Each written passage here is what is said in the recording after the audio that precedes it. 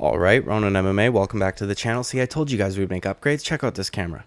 May not be the best camera in the world, but it is certainly a lot better than the one I was using previous. Now, Conor McGregor has been doing some tweet and deletes again. I mean, dude, whenever I see this stuff, honestly, I just think Conor is as Conor does. Like, you know, from Forrest Gump when he says stupid is as stupid does. I always just think that Conor is as Conor does. And I'm not calling him stupid. I'm just saying, like, when I see it, I'm like, yeah, what else is new, my guy? But threatened Tom Aspinall's life and his livelihood, so we're going to talk about that briefly. But before we do, please like and subscribe. I would greatly appreciate it. I will thank you in advance because I'm Canadian, eh? So thank you so much in advance for your subscription. And don't be the kind of guy that doesn't do the thing he's already been thanked for, because that would just be rude. But let's get into it. So Conor McGregor is upset by something that Tom Aspinall said when he was asked in an interview about his excitement towards the Conor McGregor and Michael Chandler matchup. Now,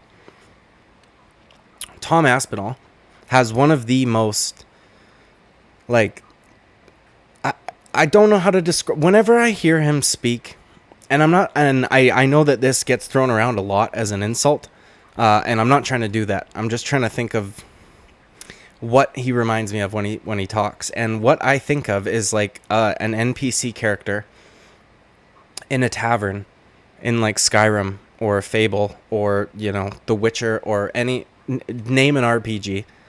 You know, his voice is there. He must have a ton of voice acting gigs, I swear. And I don't mean to say that he is an NPC, but his voice certainly sounds like one. And he gives well thought out responses. He's not a, you know, the guy's not a shit talker. He's not a rude guy. He seems like a very, very nice, down to earth human being with a very relaxed voice.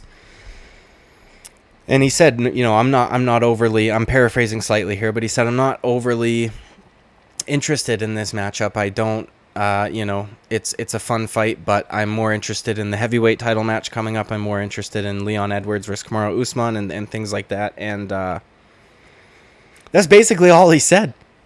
Like I said, my guy ain't talking shit. Like, and dude, if I gotta be honest, I'm totally in alignment with the way he thinks about that. Because sure, Conor McGregor versus Michael Chandler will be a fun fight, as long as it lasts. I don't see it lasting very long, and I'll maybe get into that a little bit why I think that, rather. But man, it's such a throwaway comment, and Conor McGregor just loses his mind talking about he's gonna kill him and starve him and kiss that BK deal goodbye. I think that might be Burger King. I don't know. I know Conor did something with Burger King a while back. Maybe Tom Aspinall was gonna be doing something with Burger King in the UK, and Conor, you know, I don't know, is gonna use his influence to get rid of that deal, but who knows. Man, chill out, homeboy. What's going on? This guy, dude. Calm down. Hey, calm down. Not that big of a deal. Oh, I just poked myself in the fucking eye. He's not that interested in your fight. It's not that big. I don't understand why he would go off the way that he did. But I kind of do, because as I said, Conor is as Conor does. But the thing is, like, dude, Conor McGregor, and obviously I'm not qualified to give any sort of, like, diagnosis or whatever. I'm not a psychiatrist. I'm not a psychologist, clearly. Like, look at me. You know, it's pretty easy to tell. But I don't think you necessarily need to have all of the credentials to give your opinion on certain character aspects and things like that. And Conor McGregor has, from what I could see, and I don't mean this as an insult, but a massive ego. And I think that that's honestly necessary in, you know, I think you have to have an ego like that in order to do what he's done in life and in the sport and outside in business and all of that. I think that it's served him well, but it's also at the same time, while being big, it is very fragile. And I don't know why I thought of this, but when we were kids, and kids, I'm using that term loosely because I probably did this at like 18 or 19, but you take a roll of tin foil, okay, aluminum foil, and you crumple it up as best you can. You keep going, packing it in, making it smaller and smaller and smaller. Same amount of material, much smaller object. And that ball, okay, when you're done with it, when you can't pack it down anymore, is an extremely dense object. And if you were to whip that at a car, which I don't recommend doing, you know, you'd put a dent in it. You could probably break the fucking window, honestly. Those things are rock solid. It is literally aluminum. It's metal. If you compact it enough, it becomes hard again, okay? So Conor McGregor's ego is like a roll of tinfoil without doing that, though. Like I said, massive, same amount of material, poke a hole in it like that. And he loses his shit, dude. And it's kind of strange because a guy with that much success honestly shouldn't give a flying fuck what any of these UFC fighters think of him. Like, there was once a time where that was kind of the case. Like, people would say something about it and he would just laugh it off and then have a quick little one-liner that even the guy he was shit-talking would find funny. You know what I mean? Like, he used to be clever with his trash talk. Nowadays, his trash talk isn't really even trash talk. It's more or less violent threats without any humor in there whatsoever, unless you think him calling him like a mush potato head is funny, which that's extremely low IQ humor in my opinion. But it's gone from these witty little one-liners to like literal death threats. And I know that he's not actually going to kill Tom Aspinall. That would be very interesting if he did try. That would be very interesting. But it's so strange that when he was not as successful as he is today, monetarily, maybe that's the problem. Maybe the reason he gets so upset and his ego is so fragile is because he knows that his fight career is slowly slipping away. And in terms of ego boosters, that would be the biggest one. Being double champ, I mean, dude, you could have been a man with the ego the size of a pea. You become a double champion, your ego is like a fucking orca whale or some shit. You know what I mean? And this guy's fight career is slipping away. That was the other thing that Tom Aspinall said. That's probably what triggered him now that I'm thinking about it and talking it out loud, my guy. He said that Conor's fell off a little bit. That is objectively true. Like, it's objective. He has fallen off. Maybe not in the business sense, maybe not monetarily, but in the fight game, he has fallen off. He has not fought in almost 2 years. It will be over 2 years before he does compete again. He does not have a win since fucking Jesus Christ Cowboy, which 2018, 2019, I can't remember off the top of my head. And I mean, geez, dude, that was like a tailor-made matchup for him. And, you know, he did exactly what he was supposed to do, and then he couldn't get the rest done. And I'm not trying to shit talk him, dude, because if I was him and I made the kind of money that I made, I don't know that I would ever come back ever. I don't think I would have ever wanted to come back even after the Floyd fight. Like, get fucked, bro. I just made this much money. I don't need to do anything for the rest of my life. I can set up all these businesses for my kids in the future. But his ego's so big. And at the same time fragile. But I think the fragility of his ego has came from his lack of success in the cage as opposed to his, you know, monetary success outside of fighting. It was, I mean, oh, my dishwasher's going. Hope y'all can't hear that. A slight overreaction, right? A little bit of an overreaction. It's just so strange that he would get that upset over a comment made by a man who's not even in his weight class. And this kind of gets me thinking, like, in full transparency, I did not watch the entire season of Conor McGregor and Uriah Faber when they were the coaches on The Ultimate Fighter. But I do remember one scene. And I think that Conor's ego and Conor's attitude towards things is going to justify what I'm about to say. There was this one clip that I remember. Oh, I think a deer's walking through my yard. Where his fighter was on bottom position, right? He had been taken down. And I just remember hearing Conor screaming. And he's standing up, screaming freaking out, grabbing the outside of the cage, the chain link fence, like throwing a pen, which is insane, dude. Imagine if that pen went through and then there's now a foreign object inside the octagon, and like losing his cool to an insane degree. And I just got to thinking, like, there's no way now, with his ego being even, or I don't even think his ego was fragile back then, but his ego being fragile, if one of his fighters is not doing as well as he thinks they should be, he'll be losing his fucking mind. And the qualities that he has, I don't think are conducive with being a good coach. Like, I think that if I had to pick who I wanted as my coach, I would want Michael Chandler all day, every day, no matter how fucking annoying his motivational speeches would get. And trust me, they would be fucking annoying. I would be like, bro, you need to shut up right now, because I don't want to pull myself up by the bootstraps because I'm in bare feet, you fuck. But, dude, I don't think Conor is going to make a good coach whatsoever. I think that this setting, however, being a coach on the Ultimate Fighter, is like the perfect scenario for him. I don't get that excited for his fights anymore, man. I never really did. He never did it for me. And I've got a big chunk of Irish in my DNA. Like, I think a quarter or a little over a quarter, something like that. So when he was like on the come up, I could have been playing that shit up big, dude. Like, you know, he could have been like my countryman. I don't get that nationalistic when it comes to fighters, honestly. There's not many. There's a few Canadian fighters in the UFC. I don't fucking really like any of them. And my two favorite fighters are Australian. So, and I have zero of that in me. However, my wife's grandmother was. But anyways,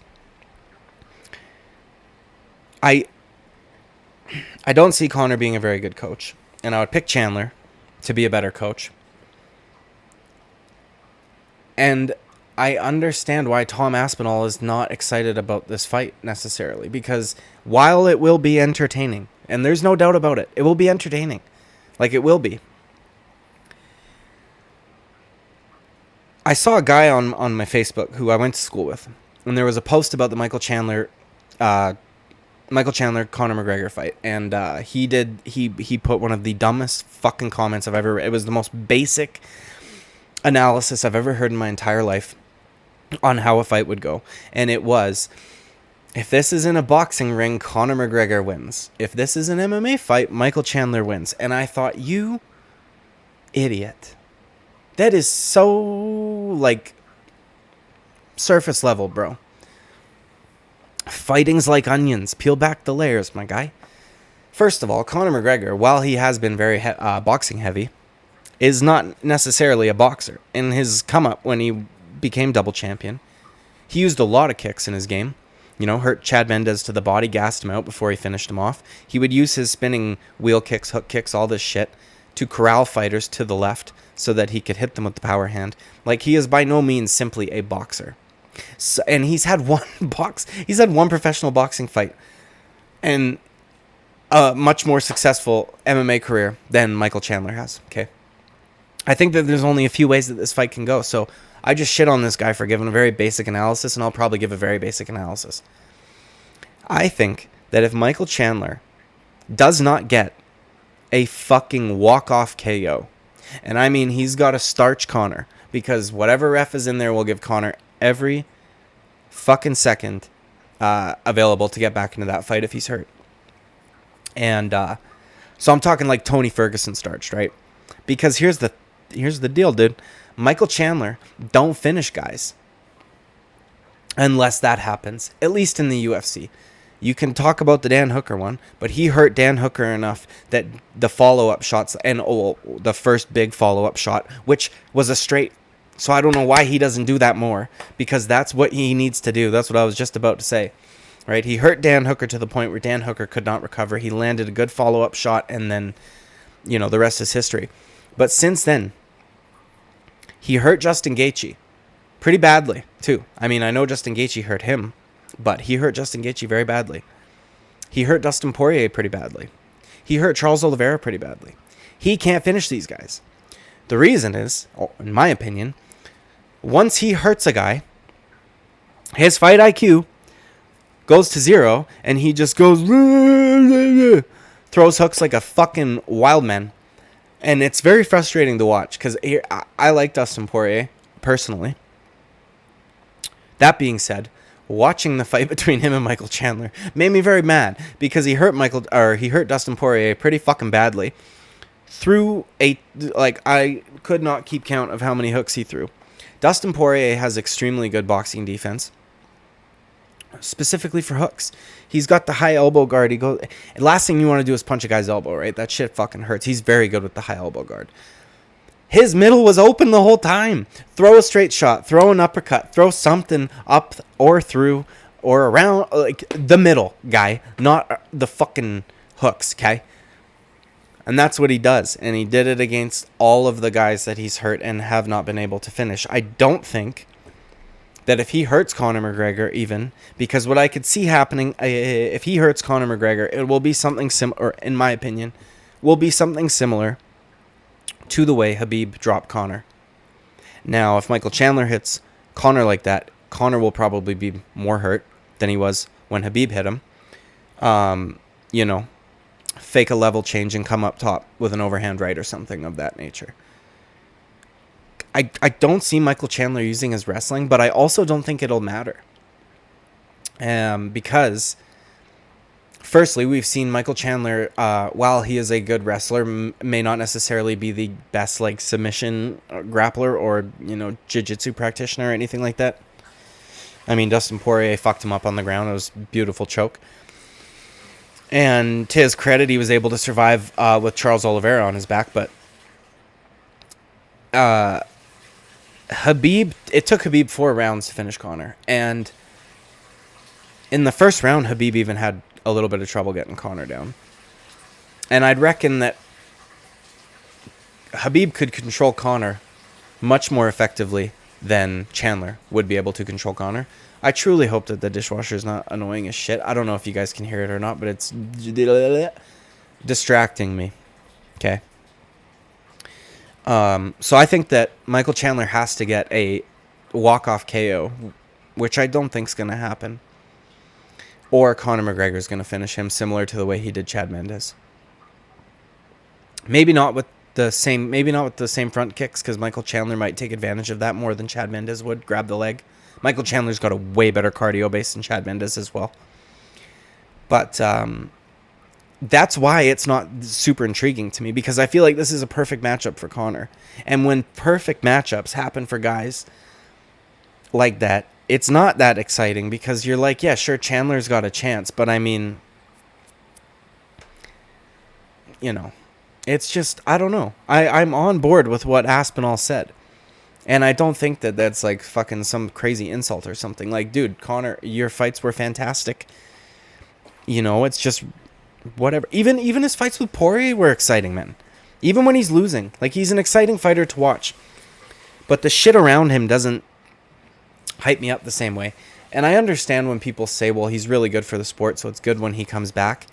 I can kind of get behind that, in a sense, because of the eyeballs and things like that. But I think that a lot of the fans that Conor brings with him they're fair weather fans. I don't think that they're good fans that are going to stick around after the fact. I think they show up for a Conor fight, and then they linger in the Twitter comments for a few weeks, and then they're fucking gone. And then they come back when Conor fights again. And I don't know, man.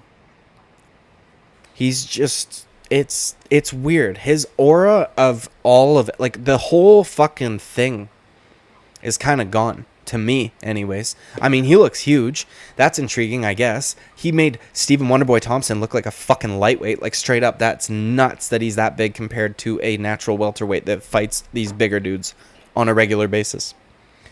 But I think that the Ultimate Fighter show, I think I forgot to fucking say this. I think I started saying it and then I forgot. Dude, I love how I can move around as much as I fucking want and the camera doesn't lose focus. It's beautiful. Okay. The reality TV setting that is the Ultimate Fighter, I think, is where Conor is best suited. And that's just my opinion. I would imagine they had to pay him a shitload of money to do it. But I think that you know, we'll see how this fight goes with him and Chandler. What I hate about Conor returning is the fact that he can walk in, get a win off Chandler, a guy who hasn't been able to beat anybody in like the top 5, but is somehow still in the top 5. I think they may have removed him finally, because, you know, he was holding up guys like Arman Tsarukyan and shit from getting the fucking number beside their name that they deserve. Because, like I said earlier, Gaethje, Poirier, fucking Charles, he can't beat the top of the top, right? Like, he can't beat the cream of the crop. He can't beat the guys that are constantly in revolving door of title shots. Conor McGregor comes back, gets a finish over Michael Chandler, all of a sudden he's in a title shot. Huh? How? That's what I don't like, dude. I feel like when he's gone,